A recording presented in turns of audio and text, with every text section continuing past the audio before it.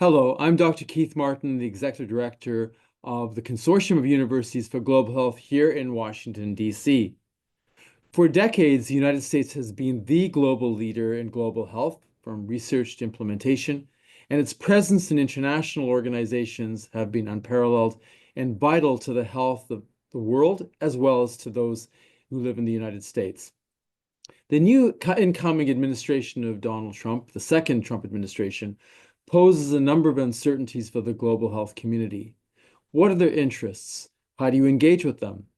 To help us unpack that, we have a very special individual today who is our guest in our Global Health Leader series, Dr. Stephen Morrison.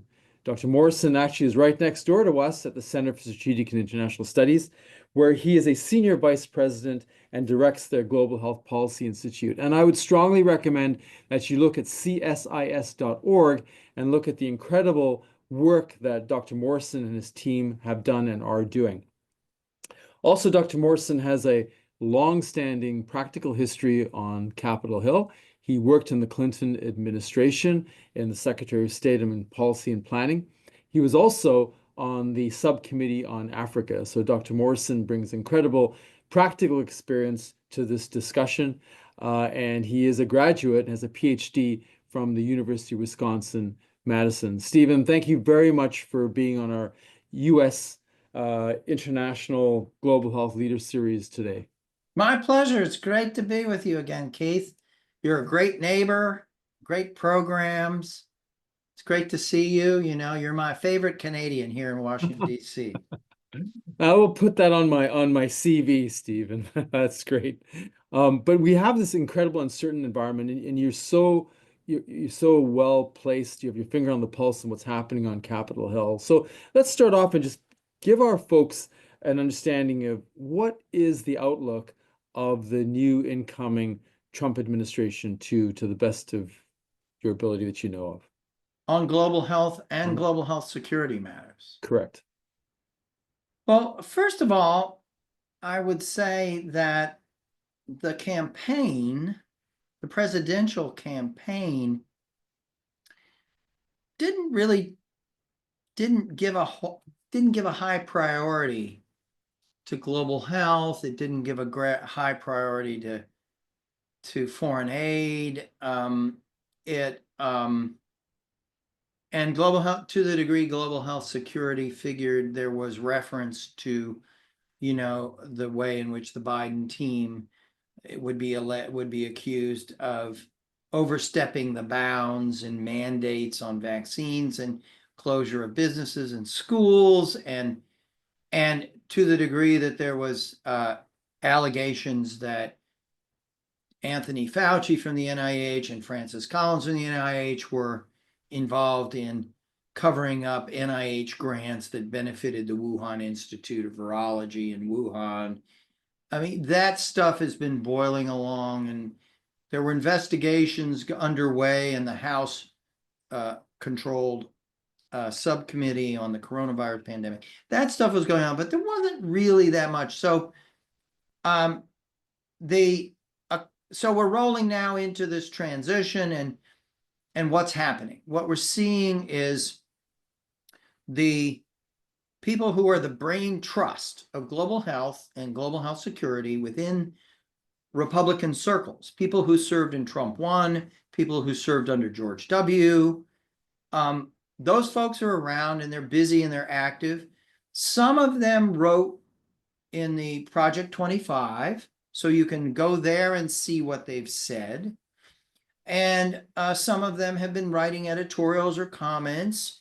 And we've been doing convenings to bring together some of the Trump brain trust folks with some of the folks that are connected to the Biden administration strategies to talk about where have things landed on health security, on biothreats, where have they landed on things like opioids and control of fentanyl. What about humanitarian crisis? Things of that kind. And what I would say is that there's a few things you can count on when you look at some of the people that have been selected. RFK Jr. nominated for Secretary of HHS. David Weldon, former congressman, nominated to be head of CDC.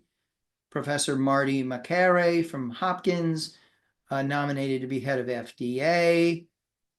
Professor Jay Bhattacharya, nominated to be head of NIH. They all have records. They've all been outspoken. They are all very tied into the media, Fox Media, and they offer opinions and commentaries. So you can you can talk about what do they bring to the table, because they're reflecting the ideas coming from President-elect Trump himself. I'll say a bit more about that, about those themes. But first I want to say a lot of the pieces are still to be defined about what exactly is going to happen. There's a lot of debate going on within the Republican ranks about what to do. We can talk about the most explicit debate is going on around what should the future of CDC be. And it's getting pulled in divergent directions by different factions within the Republican ranks. The folks that are the kind of brain trust, the people who have served in previous administrations, who have substantial high-level government experience, whether it's in HHS, CDC, AID, the White House, elsewhere, I think they are bringing a common set of themes to the table on global health security, multilateral institutions. And those themes are a big focus on localization. They're very interested in that. What do you mean by localization, Stephen? They're very interested in seeing investments in foreign aid actually result in empowerment of capabilities by locally controlled institutions. So they're very there's a great trend of thinking about foreign aid is too much, American foreign aid is too much captured by Beltway bandits in Washington, D.C. and elsewhere. And so there needs to be a very serious effort at building up the capabilities, the local capabilities in partner countries. There needs to be that means that that's right. But they also said they want to cut $2 trillion out of the budget, I believe, right? That is an aspiration around the DOGE effort, and we can get to that too, as to what does that mean. But just in terms of the people who work on global health security, they are not. They are saying they want to see unity of effort around programs. They want to reduce duplication. Keep in mind, during Trump 1, there was a big push to unify two of the operations that controlled emergency aid in USAID under one roof. They were merged. It was difficult. The Biden people came in. They kept that structure. They built on that structure. And now the Trump people are coming back. They believe in having more unitary, streamlined, more efficient, more transparent, more accountable. And they want to know, is this translating into better governance or not? Because one of the critiques that if you read Project 25 and the like, you see that there's a sense that many of the places where we're making our biggest investments are very poorly governed. They're not owning the budgets and commitments. They're not assuming sufficient control and commitment in these areas. And so the brain trust is asking questions around, what are we getting out of this?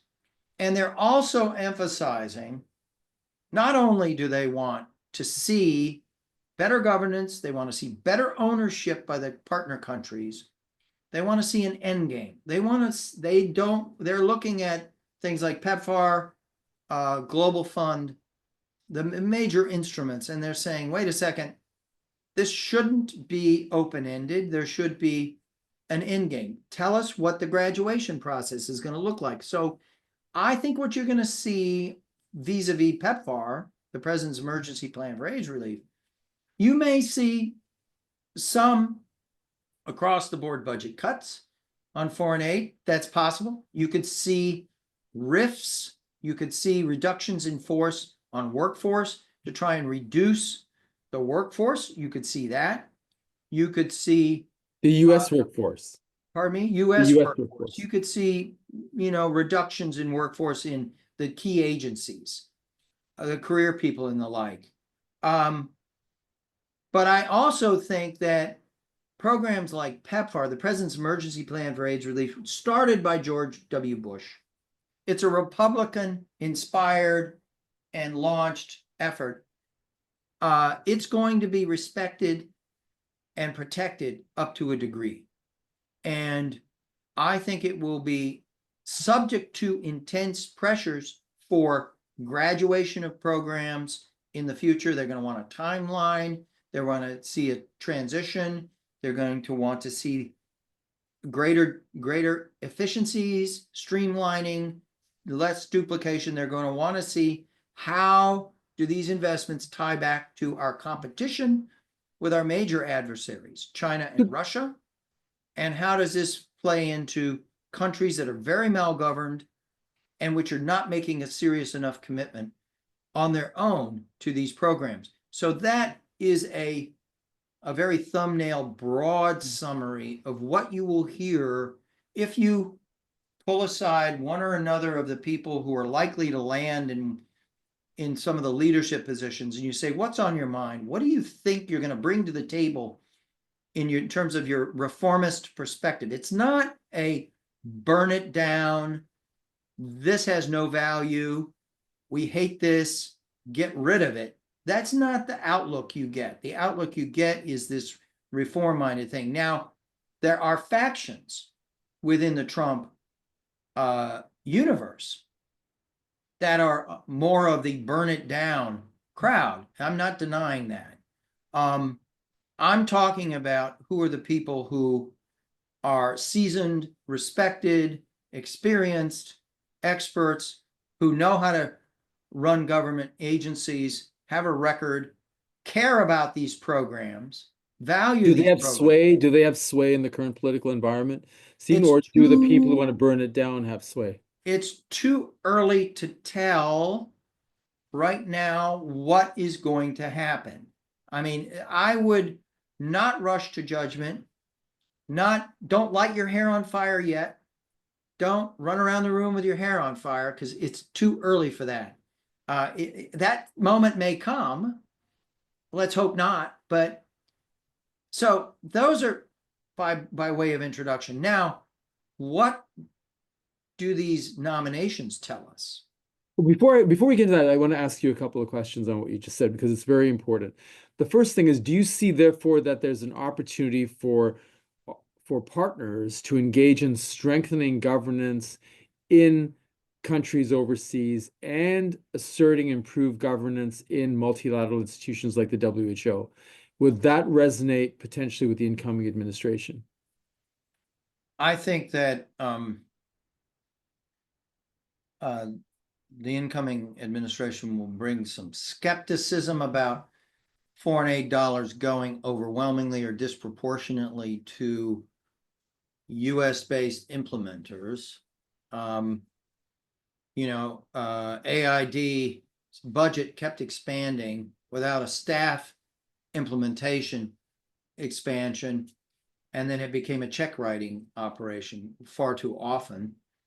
And that's been criticized a lot. And the Republicans have been particularly critical of this Beltway bandit phenomenon. And they, in fact, have gone so far as to label this as a I'm democratic referring to investing in countries internally within versus countries, saying, yeah, investing. exactly. So say they were going to, say hypothetically, they would invest in Uganda, say Makerere University, working to Right. strengthen the public service within not only the ministries of health, but in their ministries of finance and public works and education. So they have a stronger public service to be able to operationalize the programs that deliver the public goods for that country. And they take on the ownership of it and ultimately the financing of it too, which sounds like that's the goal of the incoming administration and reform Right. ODA. Are you hearing I that? think you can expect to see greater interest in creative partnerships. The other thing I would say is, as a major theme, I said localization is going to be a major theme. Ending duplication, streamlining efficiencies, defining what the timelines are for graduation, insisting upon much greater ownership by partner countries. The other theme you're going to hear a lot about is private sector. In other words, where are the private sector partners in this mix? And behind that is a philosophy that says conventional foreign aid, governments giving out foreign aid, is a some within the Republican ranks will argue that is a antiquated concept. It's not, it doesn't have enough successes to point to. It's paternalistic, it's neo-colonial, and we should be trying to make it perform better, but we should also be focusing on how do you enable and elevate and empower private sector actors to promote development, including in the health sector. Now, you're going to see a lot of focus on that. And what is that going to mean? And I would say, keep in mind, one of the innovations, lasting innovations of Trump, the first Trump administration, was the International Development Finance Corporation, otherwise referred to as the DFC. Now, how did that get passed by Democrats and Republicans in Congress and get funded at pretty high levels? Well, it was presented as, this is an innovation that is needed to meet the current new realities of competing with the Chinese on the Belt and Road Initiative, and we need a private sector-led effort, and we need financial instruments that will help enable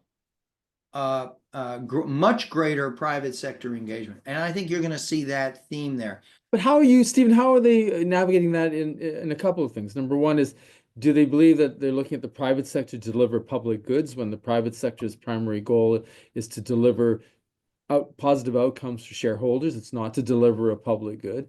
And the second, with the Trump new administration alluding to that they will introduce 25% tariffs on their closest neighbors, Canada and Mexico, let alone countries around the world.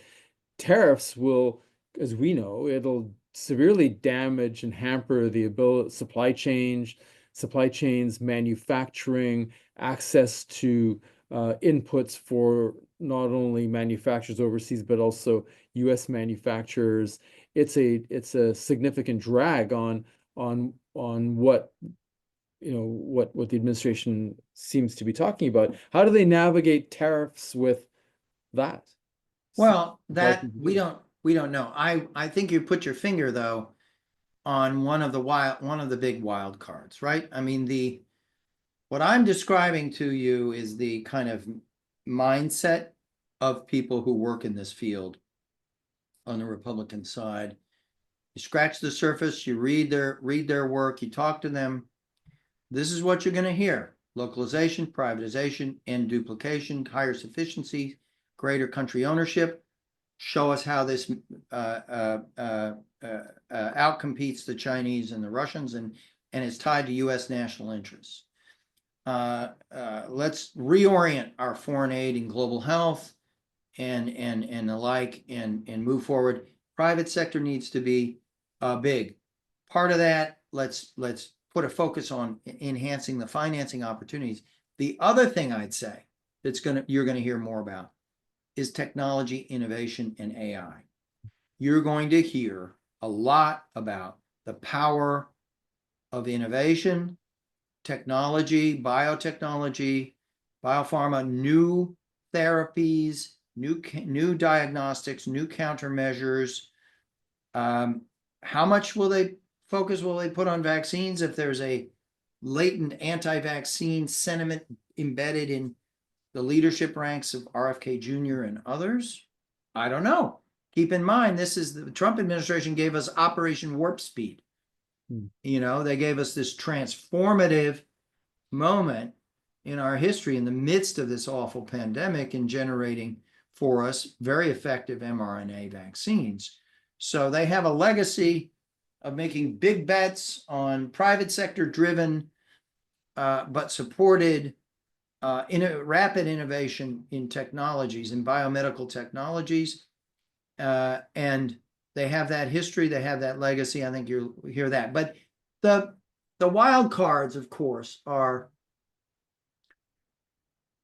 tariffs, as you point out. They keep talking about tariffs against our allies. They're talking about, so what is that going to mean? They're talking about, you've got this new entity that we don't understand very well, DOGE, the Department of Government Efficiency, with Elon Musk and Ramaswamy kind of co-leading that from outside of government with these huge ambitions around cutting budgets and getting higher efficiencies. What is that going to look like? And how is that going to impact foreign aid? How's it going to impact the specific areas we're talking about?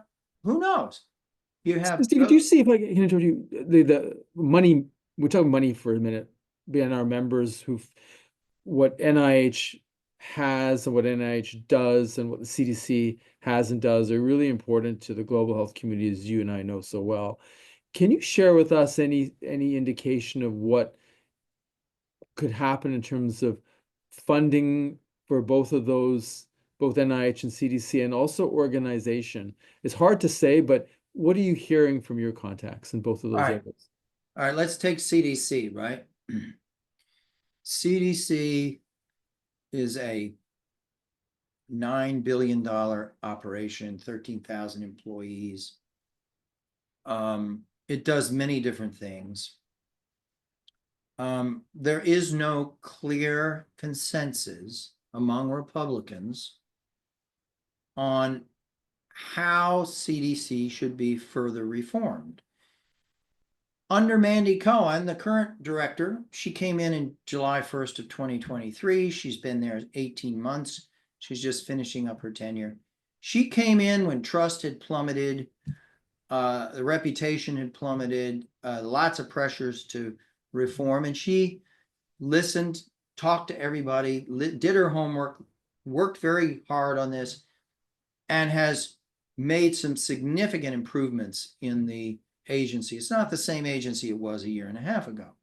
And so she's busy talking about how fast they responded with the partners in Rwanda and the Africa CDC and elsewhere on the Marburg outbreak in Rwanda, how they've responded on Mpox, getting the president out there and the like, how they've responded on H5N1, but also how they've changed up their communications, the preparation of the guidelines, the way they communicate with the American public, and many other things. Now, the Republicans are pulled in a couple of different directions.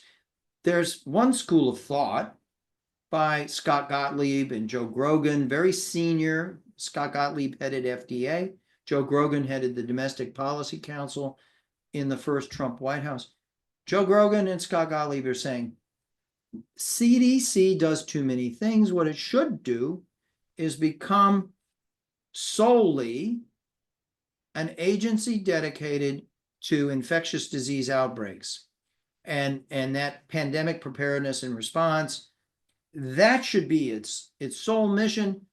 And if it is freed of the burden of doing all sorts of other things, then it will be much easier to support it and get it the resources and the flexibilities and the authorities that it needs. So that's one argument out there.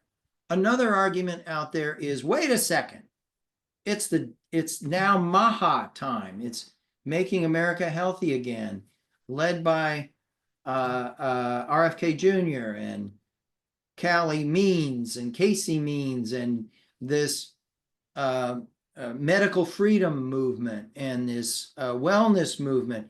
Let's shift the focus to prevention, to chronic diseases, to healthier foods, non-processed foods. Let's shift the focus to obesity, diabetes, hypertension. Let's try and address those things that are driving down life expectancy in America. Now, that resonates, but those are two completely different visions of what CDC should be, articulated by powerful Republicans in both cases. Then you have a third perspective somewhere in there that's saying, wait a second, all of these things, whether it's chronic diseases, it's injury prevention, it's dealing with opioids, it's dealing with drownings and suicides, those are connected. All of these things are connected to infectious diseases, and you need an integrated full spectrum of expertise. Are they So looking at the economic benefits of that, Stephen, which would align with President-elect Trump's goal to shave $2 trillion off the U.S. budget? Is that an angle to support the CDC and public health because you spend a little to save a lot? I think that's a good defense. I think 80% of the money that goes to CDC goes back out the door to support public health officials in the public health sphere in states, localities, municipalities that are red, blue, and purple states, right? So if you have a radical, if you take a cleaver to the budget of CDC and you say, this place, we don't need this. Let's just do away with all these programs and let's slash the budget.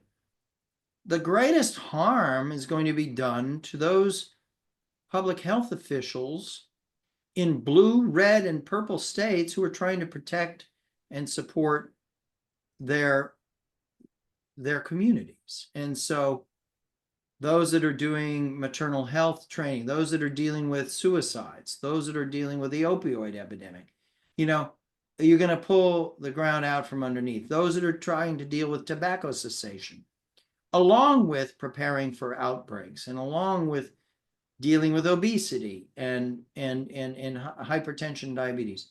So in some respects, if as these programs as reforms are put in place, if it involves significant and radical change in mission and budgeting for CDC, there will be outcry coming from various places. Now, will that outcry matter or not? I think if the governors come forward, it will matter. If the mayors come forward and claim, wait a second, what are we doing here? We need these investments in our communities for them to be effective. And then also the same thing, Keith, in terms of if you take away our capabilities globally, the CDC capabilities to intervene quickly, as they did in Rwanda to extinguish the Marburg outbreak and keep it from coming here, then you're saying, oh, we're no longer going to stop it at its source. And these are very strategic investments. They require systems and personnel and relationships with their partners. So I think we're in for a debate around all of this. And we could talk about FDA, we talk about NIH. I think CDC is the most vulnerable. And then, of course, there's the outstanding questions about, is there going to be a radical change in outlook about vaccines in a period in which we've seen a decline in vaccinations among children for measles, for pertussis, whooping cough. And we're in a period where we're seeing slow decline in routine immunizations. We cannot afford a continued sort of regression. It's going to wind up ruining lives of children. Well, I wondered whether or not the incoming administration sees exactly what you're saying, is that the that by reducing vaccination rates not only cost lives, but also it'll increase the susceptibility to antimicrobial resistance, and Yeah. it's more vulnerable to pandemics and costs the U.S. taxpayer an awful lot more money, as you're saying. I want to just flip just for a second, because you mentioned the international, and I know we're running out of time, and I'd like to give you some time at the end, Stephen, for your closing comments.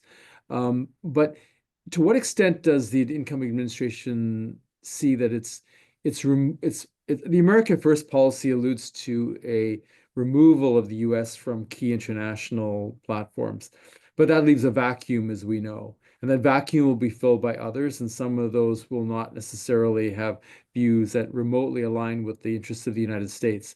To what extent does removing the US from those fora leaves it open for other countries to take over and actually diminishes US power politically, something that President-elect Trump is, and every president is very interested in supporting? This is a great question, and it's very timely, because let's take WHO as an illustration. As you remember, in 2020, in the late spring, early summer 2020, there was this reversal of course with China in the worst early phases of the outbreak of COVID.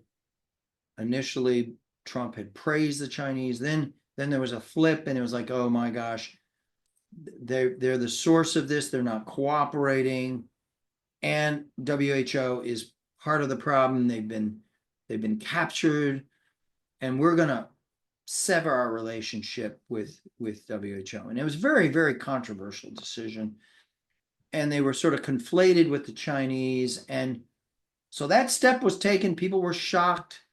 I think WHO was shocked and traumatized when this all happened. But it was in an election year. It was going to take a full 12 months to unwind the relationship. In other words, funding stopped, but all sorts of forms, and under the terms of the Constitution of WHO, if you terminate your membership, there's a full 12-month period in which that is implemented. And you can, and that we never finished that, because of course Trump was defeated in November, and then Biden came in, and the first thing he did day one, one of the things he did day one, was restore US membership to WHO. So what's going to happen on day one here with Trump coming back to power January 20th is the expectation is there'll be snapback, that you'll see him say, oh, Biden did this, day one, 4 years ago. Okay, we're ending our membership in WHO. But internally within the administration, within the team, the transition team, there's a big debate going on about, wait a second, do we just do this because it feels like the right thing to do and then forget about it? This is an area that actually does matter to us for several reasons, for what WHO provides. And if we simply withdraw as the single most important supporter of WHO, we're creating this void, and China will step in, Russia will step in, and lo and behold, we're boxed out. And what are we getting out of that? And how is that in the United States self-interest, right? How is that in our self-interest creating new opportunities for the Chinese to dominate institutions that it's then going to come back and haunt us in a variety of ways?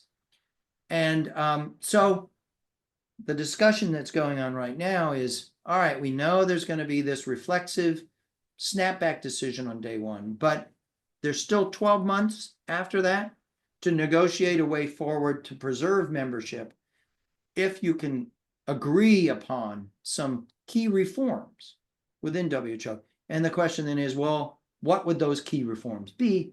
What's the most meaningful? What's the most feasible reforms?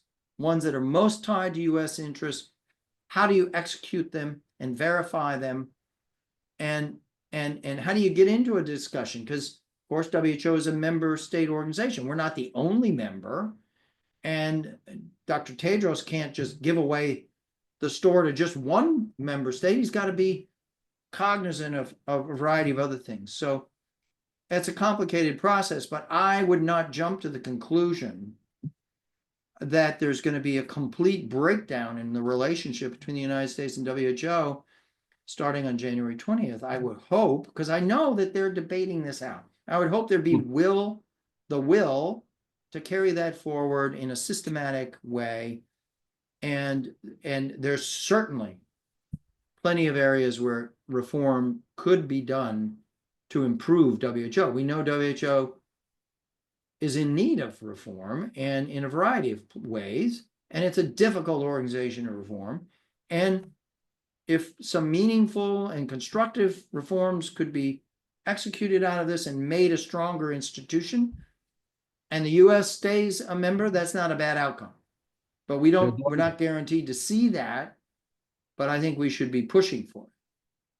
Well, Stephen, you've given us a lot of food for thought on this. In the last couple of minutes, I just wanted to pick your brains again into the realpolitik world and speaking to our members around the globe.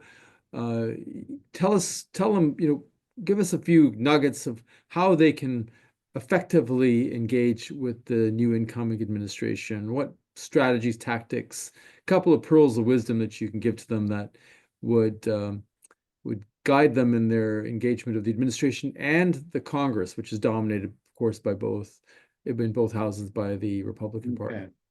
Well, I think we've talked about some of the themes you can expect to hear. I think, we didn't mention that the Mexico City policy will be reimposed.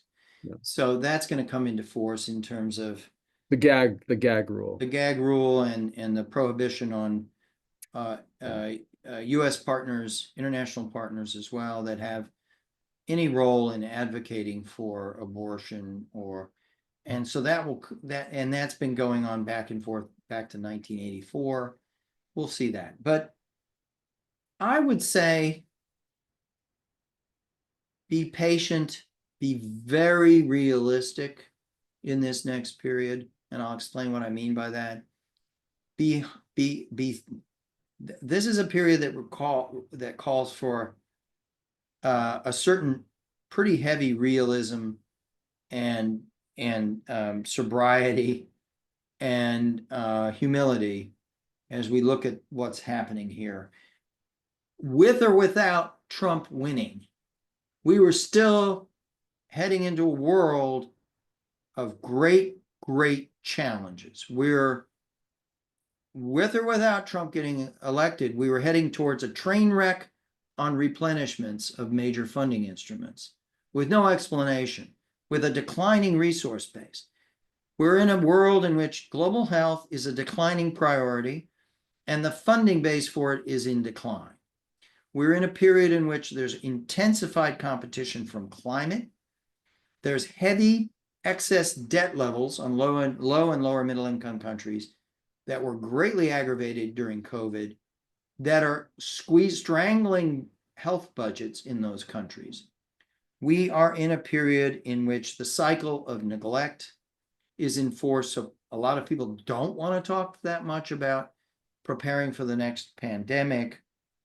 We are in a period also of anti-progressive populism.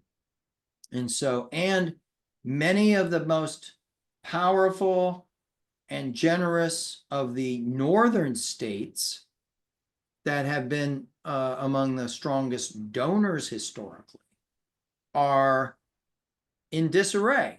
Canada is going through a change of government. Germany's going through a change of government. The UK is stuck in first gear. The EU is facing major budget problems. France is about to see a new government. There's we're not the only country going through a populist, not a revolution, but a very uncertain and unpredictable populist form of government that could drift into more authoritarian or autocratic and budget cuts. We're seeing a much broader phenomenon there, and that reality is going to be with us we're also in a world of big geopolitical wars. And the Ukraine, there may be a settlement of some kind in Ukraine, but there's the migration impacts and effects, the recovery and reconstruction impacts, and the enforcement of whatever deal is done are going to be hugely costly to the United States, to Europe, and to others. The Middle East wars are not over by any means, and those are going to be a huge demand on budgets, on the humanitarian emergency side, on the recovery side, on the security side. So we're in a tough time. We're in a tough time, and we need to be patient and realistic and keep our eye on the ball. There are going to be lower budgets. There's going to be cuts. There's going to be some tough times. There's going to be, the replenishments are not going to end happily for many of them.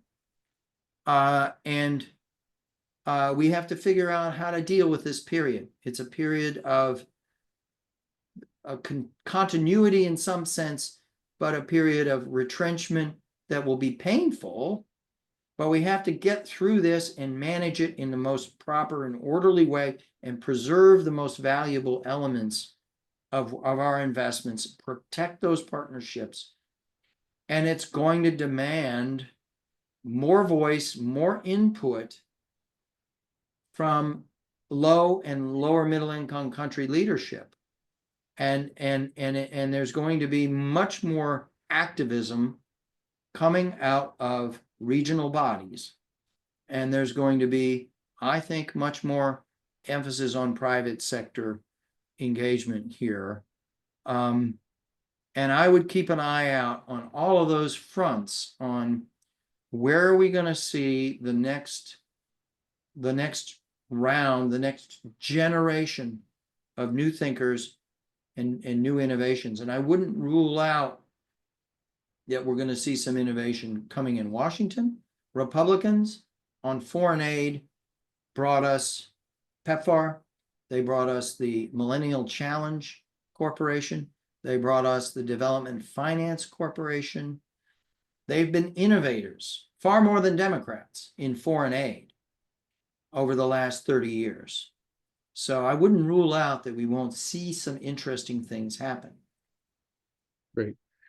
Dr. Stephen Morrison. Stephen, thank you very much for lending your sage advice to our global health community in this is a challenging time full of budgetary challenges, security threats, but it is, as you mentioned, a time of opportunity, whether we're dealing with addressing increased localization, privatization, duplication, AI and tech are all challenges, but also opportunities for the global health community to get engaged.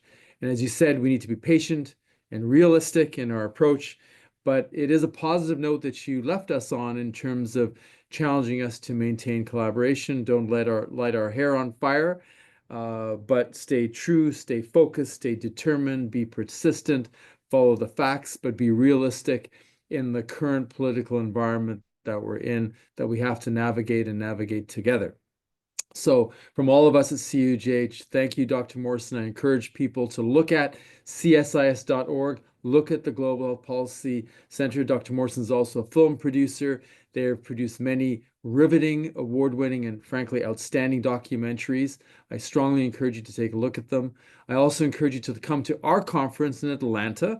CUGH 2025 is February 20th to the 23rd. You are all welcome, so please do attend.